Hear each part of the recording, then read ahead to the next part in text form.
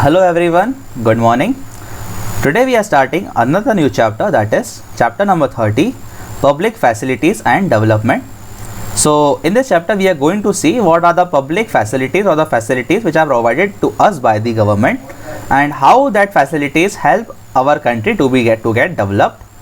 So जिस तरीके से हम लोगों को जो भी गवर्नमेंट सर्विस देती है, फ्री में सर्विसेज मिलती हैं, यहाँ हमें गवर्नमेंट की सर्विसेज बहुत छोटे मोटे दाम पे करने में मिलती है, उसे हम बोलते हैं पब्लिक सर्विसेज। जैसे कि पार्क में जाके खेलना, फ्री हॉस्पिटल में सर्विस लेना, फ्री एजुकेशन लेना गवर्नमेंट स्कूल्स में। तो अगर ये किसी कंट्री की पब्लिक सर्विसेज अच्छी होती हैं, पब्लिक फैसिलिटीज़ अच्छी होती हैं, तो डेफिनेटली वो कंट्री डेवलप्ड माना जाएगा। जैसे कि फॉर एग्जांपल अगर एग्जांपल लें डेवलप्ड कंट्रीज़ का, जापान हो गया, यूएसए हो गया, इनकी पब्लिक फैसिलिटीज़ काफ़ी अच्छी हैं। वहाँ पे health care service, free education बहुत अच्छे लेवल पर है। और इंडिया जिसको हम बोलते हैं डेवलपिंग, वो डेवलपिंग भी इन पब्लिक फैसिलिटीज़ की डेवलपिंग होने के कारण ही है कि पब्लिक फैसिलिटीज़ इंडिया में इतनी अच्छी डेवलप नहीं है।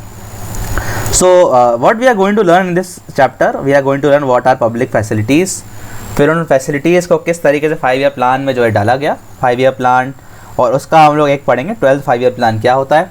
We will see agriculture, industry, education, sanitation and health, जो कि सभी पब्लिक फैसिलिटीज़ ही हैं। Housing and employment, rural development and recent developments क्या हैं इनमें। So let us start this chapter. So public facilities as the name implies are generally regarded as the responsibility of the government. तो ये government की responsibility होती है लोगों को प्रोवाइड करवाना कम रेट में या फ्री में। The government is responsible for the development of the country. Today the concept of government is welfare oriented. आज गवर्नमेंट का काम कोई बड़ा काम करना या कोई बड़ा बिजनेस चलाना नहीं है। गवर्नमेंट का आज मेन काम है लोगों के वेलफेयर के लिए काम करना, लोगों की अच्छाई के लिए, लोगों के अच्छे के लिए काम करना। Public facilities are defined as those basic services which are utilized by the general public without any discrimination. तो पब्लिक फैसिलिटीज़ क्या होती हैं, जो पूरी पब्लिक, पूरी जनता के लिए एक समान होती हैं, किसी भेदभाव के बाद, भेदभाव उसमें कोई नहीं होता। जैसे मान लीजिए कोई गवर्नमेंट स्कूल है तो कोई भेदभाव नहीं है, आप चाहे आप एडमिशन ले लें, कोई और चाहे वो एडमिशन ले लीजिए, everybody has right to go and take admission there. Public facility satisfy individual as well as community need. तो जिसको जो है, जो पे करके नहीं ले पाता है, उसके लिए बहुत ज़रूरी है, खासकर जो पुअर होते हैं उनके लिए पब्लिक फैसिलिटीज़ बहुत इंपॉर्टेंट होती हैं, including safety and security, communication, recreation, sport, education, health, public administration, religious, cultural and social activities. तो ये सब कुछ जो है आपकी पब्लिक फैसिलिटीज़ होती है। Some crucial sectors of the Indian economy are, कुछ क्रूशल सेक्टर्स जहाँ पे गवर्नमेंट को अपनी सर्विस देनी चाहिए, जैसे कि एग्रीकल्चर में मदद करना चाहिए, इंडस्ट्रीज़ में सेटअप करने में और चलाने में, एंड कॉमर्स मतलब बिजनेस में, finance, communication and information technology, education, health and family welfare. Systematic economic development is possible through proper planning. अगर आपको सिस्टमेटिकली इन सब चीज़ों को डेवलप करना है तो यू नीड अ प्लानिंग। बिना प्लान के एक इंसान अपना काम नहीं करता दिन का, तो ये कंट्री कैसे वर्क करेगी। Since 1947, the Indian economy has been premised on the concept of planning. This has been carried through the 5-year plan, developed, executed and monitored by Planning Commission. तो 1950 में जो है 15 मार्च 1950 में जो एक प्लानिंग कमीशन बनाई गई, जो कि हर 5 साल के लिए, जैसे 5 साल में कोई नई गवर्नमेंट आई तो नई गवर्नमेंट आके अपना एक प्लान बनाएगी कि भैया आप ऐसा ऐसा करना है, 5 साल में हम लोग आए हैं तो हमें ये काम करना है, ये काम करना है, ये काम करना है, गरीबी मिटानी है, एग्रीकल्चर बढ़ाना है। इस तरीके से लोग प्लान करते हैं। पर इन 2014 को जो है ये जो आपकी प्लानिंग कमीशन से ख़त्म कर दिया गया। ठीक है, आखिरी जो इसने प्लान बनाया वो था आपका 12th 5 ईयर प्लान। इसके बाद जो है नीति आयोग आ गया आपका। नीति आयोग का फुल फॉर्म है आपका national institution for transforming India. Okay, तो ये जो आपका नया इंस्टीट्यूट आ गया, अब ये प्लानिंग करता है इंडिया को आगे बढ़ाने के लिए। 5 ईयर प्लान्स क्या होते हैं आपके समझा तो दिया मैंने आपको, वैसे पढ़ लेते थोड़ा score. The common method adopted for the development of infrastructure are long term plans as many projects cannot be completed in a short time. These long term plans are popularly called the 5 year plans. तो long term plans किसी चीज़ को achieve करने के लिए, जैसे poverty ख़त्म करना या कुछ अच्छा अचीव करना। ठीक है, इसमें आपको मैं बता दूं कि अभी हाल ही फिलहाल ही पॉवर्टी के ऊपर चाइना की रिपोर्ट है कि चाइना ने अपना पॉवर्टी जो है देश में ख़त्म कर लिया है बिल्कुल। एंड आई होप कि इंडिया में भी ये रिपोर्ट जल्दी आए, इंडिया के लोग भी जो है, इंडिया गवर्नमेंट भी जो है वो पॉवर्टी को 100% ख़त्म कर पाए जैसे कि चाइना ने किया। Jawaharlal Nehru, the first Indian Prime Minister, presented the first 5 year plan to the Parliament of India on December 8, 1951। तो 1951 में जो है दिसंबर में सबसे पहले उन्होंने पास करवाया 5 ईयर प्लान, सबसे पहले उन्होंने लेकर आया। और सबसे आखिरी 5 ईयर प्लान था आपका 12th 5 ईयर प्लान, जो कि कब आया आपका 2012 से 2017 तक। 2018 से जो है आपका फिर नीति आयोग हो गया। ओके, 2018 से आया NITI Aayog. Okay, the main theme of the 12th 5 year plan is faster, sustainable and more inclusive growth. ये थीम थी उनकी कि ग्रोथ करना, और अदर ऑब्जेक्टिव्स आपको दे रखे हैं यहाँ पर। तो ये जो प्लानिंग में लेके गए थे काम कि हमें ये करना है।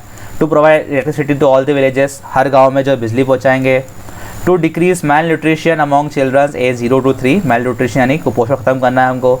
Enhance access to higher education, remove gender and social gap in school enrollment, to ensure that 50% of rural population has access to proper drinking water, लोगों को पीने का पानी नहीं मिलता था उसको प्रोवाइड करवाया जाए। तो ये सब उनके जो आप देख सकते हैं, पढ़ सकते हैं आप चाहें तो आराम से, ठीक है। सब बातें जो थी कि गवर्नमेंट हम लोग ये करेंगे इन 5 सालों में। The government has to look after all areas of social, economic and national life when considering projects for development। तो हर चीज़ को गवर्नमेंट को देखना पड़ता है डेवलप करने के लिए कि हमें क्या क्या करना है, क्या क्या नहीं।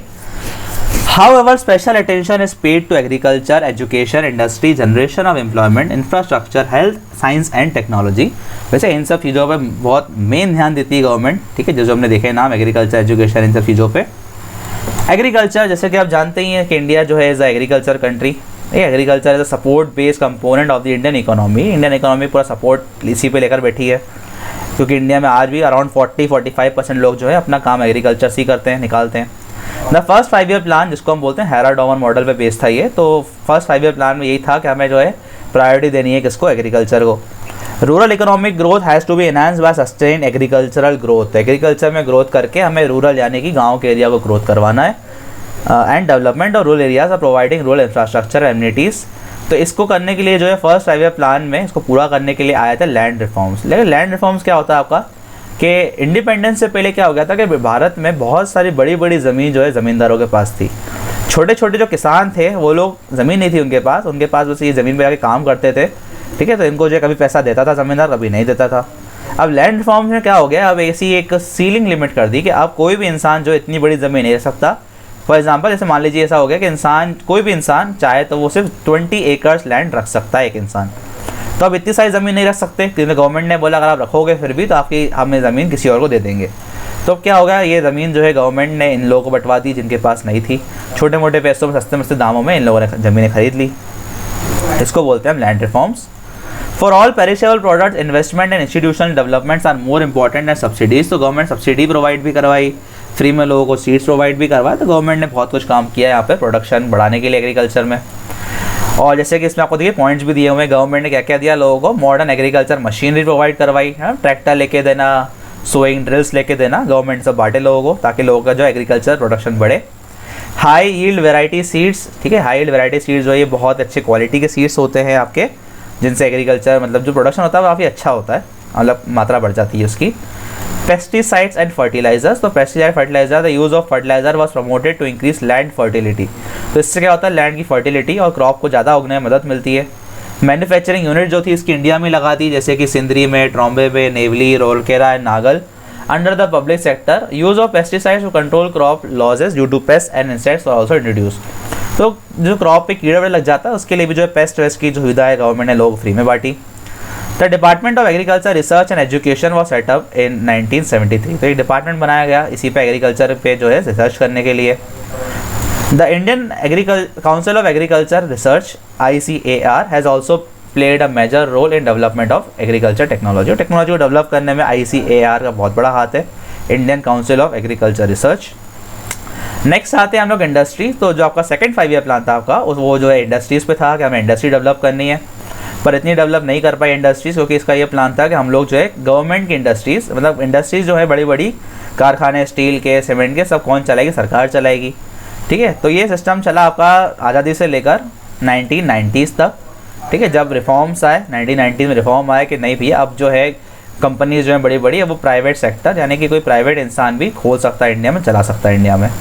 उससे पहले सारी बड़ी इंडस्ट्री सरकार के हाथ में थी। Only after the 5-year plan introduced the program of industry development did a great change take place in industrialization। तो ऐसा नहीं कि पहले कोई जो गवर्नमेंट ने जो बड़ी बड़ी इंडस्ट्री खोली उसमें कुछ नहीं कर पाई गवर्नमेंट ने बहुत सारी इंडस्ट्रीज़ खोली, जैसे कि स्टील की, सीमेंट की, फर्टिलाइज़र की, केमिकल की, रेलवे, वैगन मतलब पहिए, फार्मास्यूटिकल एक्सेट्रा। तो गवर्नमेंट ने काफ़ी सारी कंपनियाँ खोल ली थी वैसे तो, पर इतनी तरक्की नहीं कर पाई, क्योंकि गवर्नमेंट में आप जानते ही हैं गवर्नमेंट इतना अच्छा काम नहीं कर पाती है। There has been an outstanding growth in the textile and sugar industry। Sugar textile industry फिर भी अच्छा काम था गवर्नमेंट का। Besides ship building, aeroplane manufacturing and telephone industries have also been set up। तो ये सब भी किया गया। The government has begun effort to develop the cottage industry and the small scale industry. तो गवर्नमेंट ने इसको भी जो है बनाने के लिए थोड़ा सा डेवलप करने के लिए जो एफर्ट दिया कि छोटी मोटी इंडस्ट्री जो है गाँव में लोग खोल के बैठ जाएँ ताकि लोगों को एम्प्लॉयमेंट मिलता रहे। Some small scale industry also serve as ancillary industries and for bigger industries. तो कुछ छोटी मोटी इंडस्ट्रीज जो होती हैं आपकी, वो बड़ी बड़ी इंडस्ट्रीज़ को सामान पहुँचाने का काम भी करती हैं। जैसे मान लीजिए आपने घर पे इंडस्ट्री खोली, आपने आप जो है घर बैठकर कोई एक धागा वागा बना रहे हैं, ठीक है। अब कोई बड़ी कंपनी आई कपड़े बनाने वाली, वो आपसे धागा ले गई, ठीक है। इस तरीके से जो है गवर्नमेंट ने बहुत सारे लोन्स बांटे। The government encourage small scale industry through this incentives. तो गवर्नमेंट ने स्मॉल स्केल इंडस्ट्री को कैसे किया इनकरेज, ठीक है। उनको टैक्स कम लिया, उनसे न के बराबर टैक्स लिया उनसे। टैक्स कम लेंगे तो उनकी इनकम बढ़ेगी। स्पेशल टैक्स वेवर्स इन बैकवर्ड रीजन, जहाँ डेवलप नहीं है इंडस्ट्रीज, वहाँ पे मतलब टैक्स लिया ही नहीं। Some products are reserve for exclusive manufacturing by small scale. मतलब कुछ प्रोडक्ट ऐसे कर दिए, धागा बनाना है, ये बनाना है, तो सिर्फ छोटी मोटी फैक्ट्रियाँ बनाएंगी, बड़ी फैक्ट्रियाँ नहीं बनाएंगी। स्पेशल ट्रेनिंग सेंटर लगा दिए लोग जो है इनको काम सिखाने के लिए। Now next topic is public and private sector. तो पब्लिक प्राइवेट सिंपल सा टॉपिक है। कोई कंपनी अगर कोई इंसान चला रहा है, कोई प्राइवेट इंटरप्राइज चला रहा है जिसमें गवर्नमेंट का कोई हाथ नहीं है, गवर्नमेंट का शेयर नहीं है, गवर्नमेंट का पैसा नहीं लगा, तो वो हो गई आपकी प्राइवेट सेक्टर, प्राइवेट कंपनी। और ऐसी कंपनी जहाँ पर गवर्नमेंट का पैसा लगा है, गवर्नमेंट के शेयर्स है, गवर्नमेंट ने कुछ खरीद के रखा है अपना, जहाँ गवर्नमेंट चला रही है उसको, तो उससे हम बोलते हैं पब्लिक कंपनी। सिंपल से देखिए यहाँ लिखा हुआ था, public sector has helped achieve the present pace of development. तो पहले जो है आपका 1990s तक सिर्फ पब्लिक कंपनीज थी इंडिया में वर्क करने वाली। 1990s के बाद सारी की सारी क्या आ गई, नहीं कि नहीं, प्राइवेट सेक्टर्स भी आ गई। मतलब पब्लिक जो थी कंपनी थोड़ी कम हो गई, प्राइवेट को थोड़ी जगह दी गई कि आप भी आके काम करें। कुछ बड़े पब्लिक सेक्टर आपकी कंपनी जो इंडिया में है वो है आपकी BHEL, CIL, SAIL, उनके फुल फॉर्म लिखे हुए आप पढ़ सकते हैं यहाँ पर। BHEL का Bharat heavy electrical limited, SAIL का steel authority of India limited. तो कुछ बड़ी बड़ी कंपनी है गवर्नमेंट। प्राइवेट कंपनी के नाम हमने बहुत सारे सुने होंगे, जैसे कि टाटा, रिलायंस, सन फार्मा, पेट्रोकेमिकल्स, बहुत सारे हैं यहाँ पर एग्जांपल्स। नेक्स्ट टॉपिक है आपका सोशल सेक्टर। सोशल सेक्टर जो है आपका, जिसमें गवर्नमेंट जो है बहुत ज़्यादा वर्क करती है। अगर किसी कंट्री का सोशल सेक्टर इम्प्रूव होता है तो मतलब देखा जाता है कि वो कंट्री जो है डेवलप्ड है।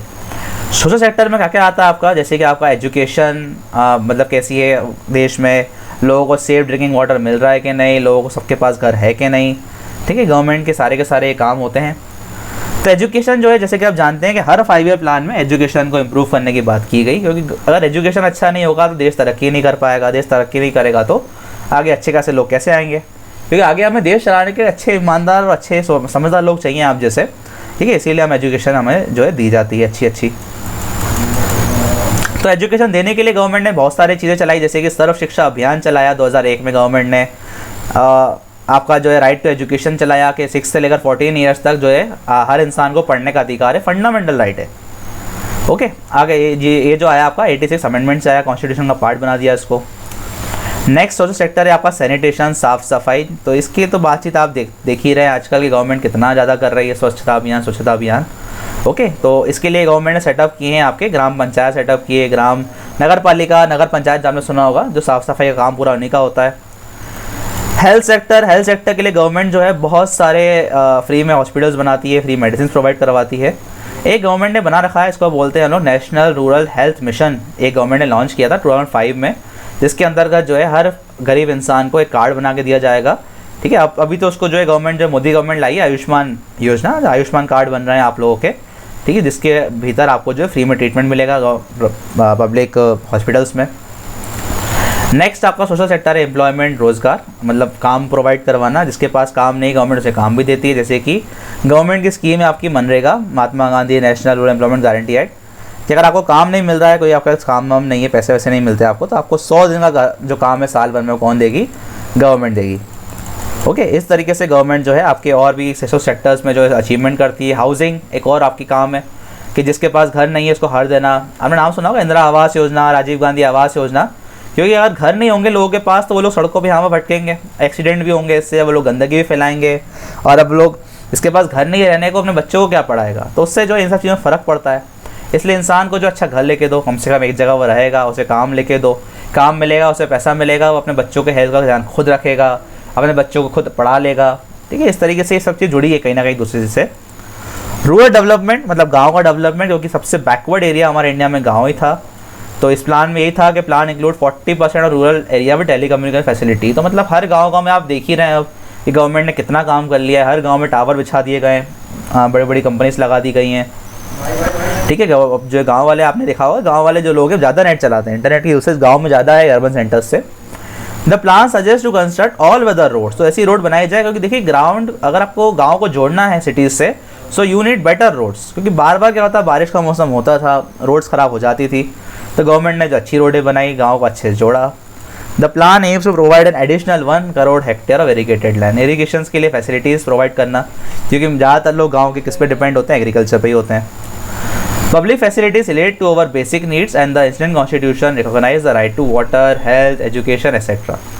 तो ये हमारे सब जो है राइट टू वाट, मतलब कॉन्स्टिट्यूशन में अधिकार देता है कि हमें पीने का पानी, हेल्थ, ये सब हमारे अधिकार हैं, ठीक है, जिससे गवर्नमेंट को जो है हमारा ध्यान रखना चाहिए।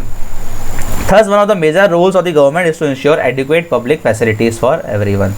तो गवर्नमेंट का ये काम होता है कि ये सब सर्विसेज जो है हर इंसान को इक्वली प्रोवाइड करवाए, अच्छे क्वालिटी की प्रोवाइड करवाए। ओके, सिंपल चैप्टर था आपका ये, समझ में आना चाहिए आपको। वैसे चैप्टर सिंपल सी बातें थी यहाँ पर in the last. Thank you.